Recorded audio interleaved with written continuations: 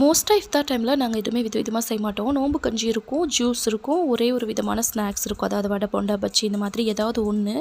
But இந்த time வந்து Sunday அவர் வீட்டில் இருப்பார். ஸோ எக்ஸ்ட்ரா இது கூட ஏதாவது ஒன்று செய்யலான்னு சொல்லிட்டு என்ன பண்ணேன்னா, கொஞ்சமாக வெஜிடபிள்ஸ் இருந்துச்சு. கேப்சிகம், கேரட், அது கூடயே வந்து பார்த்திங்கன்னா பூண்டு, கொஞ்சமாக சாப் பண்ண பூண்டு, வெங்காயம், அதுக்கப்புறம் பார்த்திங்கன்னா ஸ்வீட் கார்ன் வேக வச்சு எடுத்திருந்தேன். அது 2 கைப்பிடி அளவு. அதுக்கப்புறம் வேக வச்ச சொரவன, உருளைக்கிழங்கு, pepper, salt, kasuri methi, chilli flakes எல்லாம் போட்டு நல்லா மிக்ஸ் பண்ணி அது கூடயே 4-5 பிரெட் ஸ்லைசஸும் கொஞ்சமாக சொரவன சீஸும் போட்டு நல்லா பிசைஞ்சு உருண்டை பிடிச்சாச்சு. நான் ஒரே ஒரு முட்டையை பீட் பண்ணி வச்சுருந்தேன். அது கூட அந்த உருண்டைகளை எல்லாம் போட்டு நல்லா கோட் பண்ணி, அது கூட பிரெட்டு கிரம்பு இருந்துச்சு, அதையும் போட்டு நல்லா கோட் பண்ணி அடுப்பில் எண்ணெயை சிம்லேயே வச்சு அதுக்குள்ளே எண்ணெயில் போட்டு நல்லா பொரித்து, சிம்லேயே வச்சு பொரிக்கணும். நல்லா பொரித்து எடுத்தோம்னா நமக்கு சூப்பரான vegetable sweet corn cheese ball ready ஆயிடுச்சு.